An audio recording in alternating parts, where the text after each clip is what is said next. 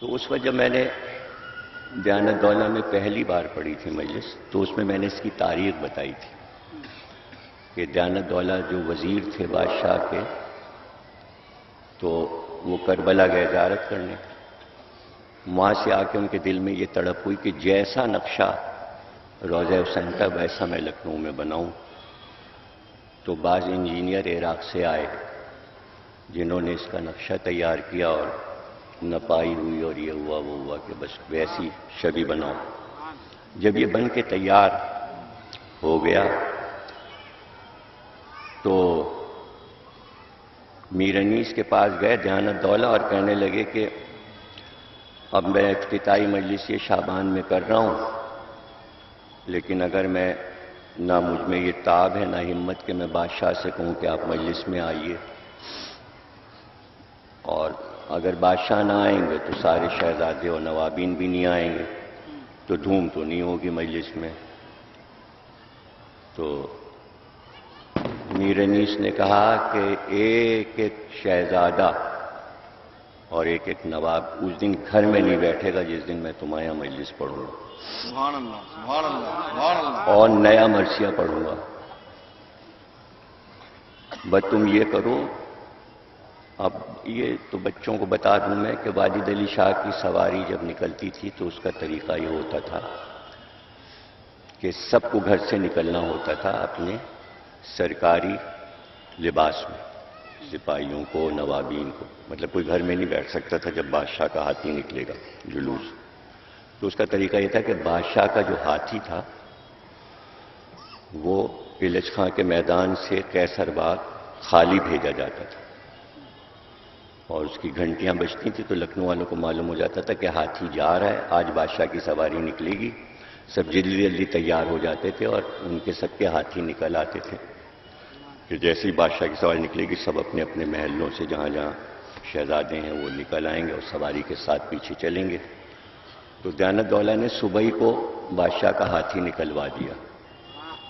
واہ واہ واہ واہ. مجلس کی شام کو تو اسی بس سے انتظار ہے کہ سب سڑکوں کے پاس کھڑے ہو گئے بڑے بڑے شہزادے، اور سواری کا انتظام خود دیانت دولہ کے پاس تھا. جب بادشاہ نے کہا یہ پہلے سے کیوں، تو انہوں نے کہا میر انیس نے مجھ سے کہا تھا میں کیا کہوں.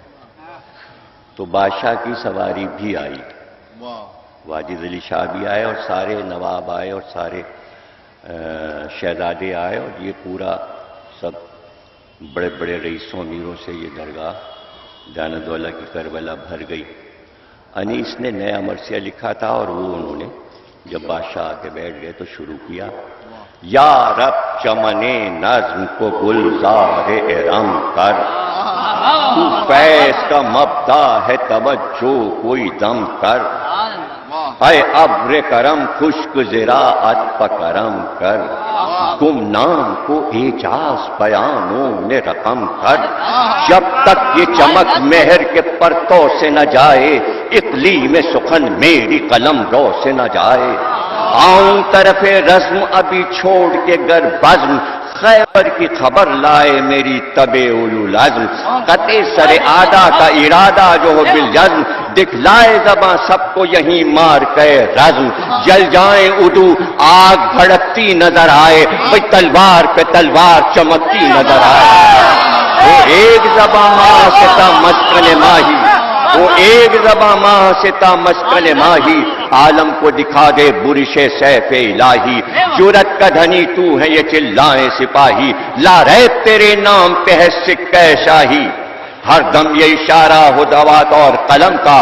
تو مالک و مختار ہے اس قبل و علم کا. نا قدری عالم کی شکایت نہیں مولا، کچھ دفتر باطل کی حقیقت نہیں مولا. میں کیا ہوں کسی روح کو راحت نہیں مولا. عالم ہے مقدر کوئی دل صاف نہیں ہے، سب ایک طرف میں ایک طرف.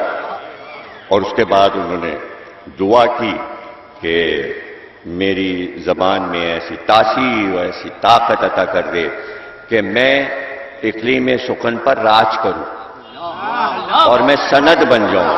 تو میں سمجھتا ہوں اس وقت انیس دعائیں مانگتے جا رہے تھے اور ان کی دعائیں قبول ہوتی چلی جا رہی تھیں. وہ دن کے جب دعا مانگی تھی اور وہ 72 سال کی عمر کے جب یہ کہتے ہوئے گزر رہے تھے کہ تیری طرح سے کسی نے اے انیس ارو سے سخن کو سنوارا نہیں، میری قدر کر ہے زمین سخن، تجھے بات میں آسماں کر دیا۔